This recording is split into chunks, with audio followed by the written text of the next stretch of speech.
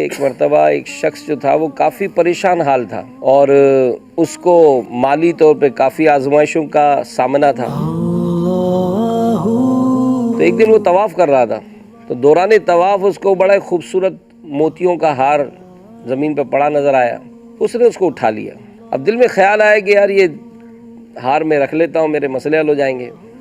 لیکن پھر آیا کہ نہ جانے کس کا ہوگا، اور اتنی مبارک جگہ سے ملا ہے تو اس کو لوٹا دینا چاہیے. تو اس نے اعلان کیا کہ بھائی اگر کسی کا ہار گم ہو گیا ہو تو مجھ سے رابطہ کر لے. تھوڑی دیر ہوئی ایک نابینا شخص آیا اور اس نے کہا کہ اس طرح کا ہار میرا تھیلے سے گر گیا، اگر وہی ہے تو وہ میرا ہے.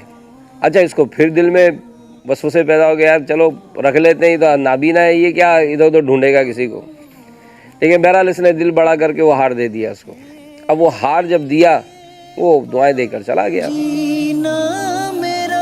اس نے بھی کچھ عرصہ اور کوشش کی لیکن مسئلے حل نہیں ہوئے تو آخر سفر اختیار کیا.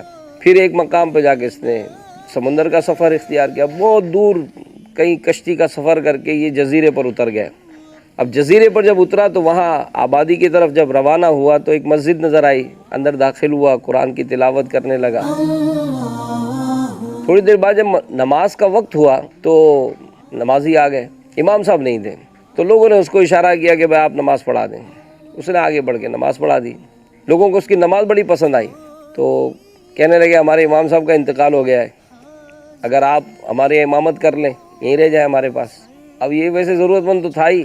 اس نے بہرحال وہاں امامت کر لی. اب امامت کی تو بڑا اس کا ایک رکھ رکھاؤ ہو گیا. کچھ عرصے بعد اس نے بچوں کو پڑھانا شروع کیا تو یوں بڑے جزیرے میں یہ بڑا مشہور ہو گیا. تو ایک مرتبہ کچھ بزرگ نمازی آئے اس کے پاس اور کہنے لگے کہ ہمارے جزیرے میں ایک لڑکی ہے جس کے ماں باپ کا انتقال ہو گیا ہے. آپ ایسا کریں، اگر اس سے شادی کر لیں تو آپ کا بھی گھر آباد ہو جائے گا، وہ اس کا بھی گھر آباد ہو جائے گا. اس نے کچھ سوچا اور حامی بھر لی. شادی ہو گئی.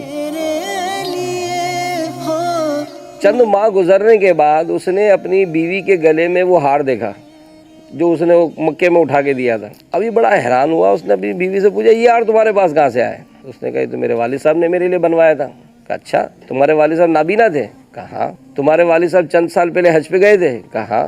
پھر اس نے سارا واقعہ سنایا کہ اس طرح سے ہار مجھے ملا تھا اور میں نے آپ کے والد صاحب کو اٹھا کر دیا تھا. وہ خاتون نے جب یہ واقعہ سنا تو خوشی سے اچھل پڑی اور کہنے لگی کہ آپ دونوں کی دعائیں قبول ہو گئیں. تو کیا مطلب؟ کہا کہ آپ دعا کرتے تھے کہ اللہ آپ کو روزی دے، آپ کا گھر آباد ہو، تو آپ کو روزی بھی مل گئی، آپ کا گھر بھی آباد ہو گیا. میرے والد صاحب جب واپس آئے تھے تو آ کر دعا کیا کرتے تھے کہ یا اللہ مکے میں جو نیک نوجوان ملا تھا ایسا نوجوان مجھے ملا دے تاکہ میں اپنی بیٹی کی شادی کر دوں. اللہ اللہ، نیکی ضائع نہیں ہوتی. سبحان اللہ.